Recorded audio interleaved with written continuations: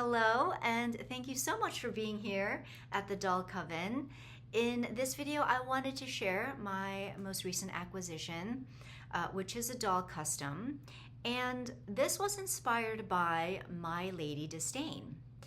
They recently posted a video on their YouTube channel where they customized a smart doll in the likeness of the character Lady Amalthea from the novel and the movie The Last Unicorn.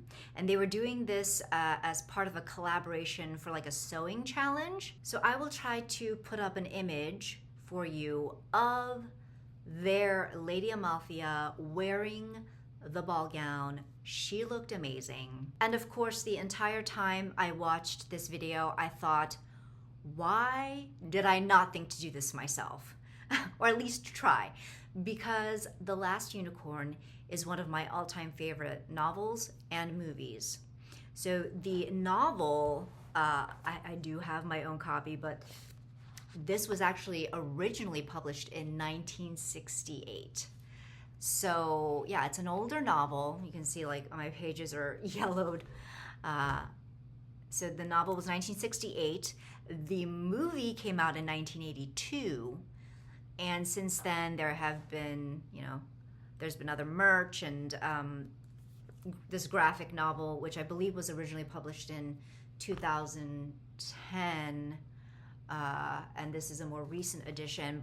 And this novel illustrates the characters differently than you see in the iconic video. So this is what Lady Amalthea looks like in this graphic novel, which I appreciated this interpretation. I liked that they took some creative license. So let's go ahead and show you the doll. I don't think I'll be able to get her fully in frame because she is a 60 centimeter doll.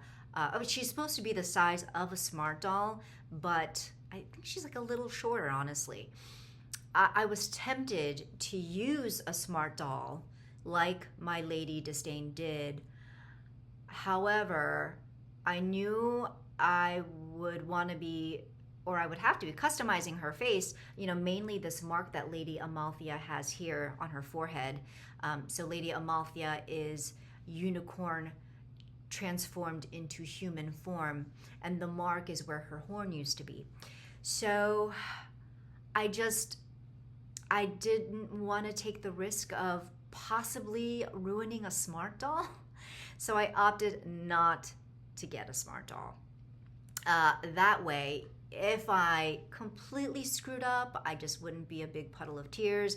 I just went with this kind of generic ball jointed doll, very affordable in my opinion. And I chose a model that was customizable, so you can take off this top portion of her head. It's removable so that you can change out the eye chips. And then I also ordered a plain face. Unfortunately, they got my order wrong and sent me a model that had makeup on her.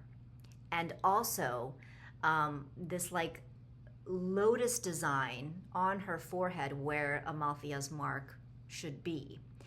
And no amount of acetone or remover would get that design off her forehead. And I didn't want to keep trying at the risk of then like ruining, the surface of her face and the material. So I just decided to let it go. Now, her makeup could have been removed, but other than making her lips a little smaller, so I did adjust the size of her mouth to be less pouty. I just left the makeup as it was because it's actually, it's not bad. I think it still complements the vibe of Lady Amalthea, and the color scheme, the purple eyeshadow very much complements her. So then I did get an extra set of eye chips, a different color, because Lady Amalthea's eyes are purple.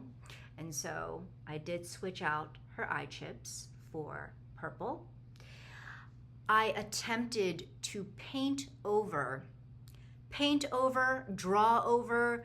Uh, I tried several methods and several, types of like pencils, pens, marker, but I did not have any success painting over the design so that because you could still see the outline of it. Even with like acrylic paint, you could still see like the raised outline of this lotus on her forehead. So then my alternative option was to buy a star-shaped sticker. So I found on Etsy a sticker sheet of pink stars and just slapped one on her forehead on top of the design. And I did have to take an X-Acto knife and kind of shave off some of the points to be a little more balanced with her face. But ultimately this is the result. You can still see, I don't know if the camera can pick that up, but you can still see a little bit of the lotus design underneath, but it's fine. I'm okay with just leaving it as is. I am honestly really happy with the result. So then I got her wig separately on Etsy and also the gown separately on Etsy. I think the likeness is pretty good to the character. I think the doll herself, she is fine. She is a completely serviceable doll. Now, of course, compared to a smart doll, she, like her joints and such don't look as elegant. She's a less expensive doll.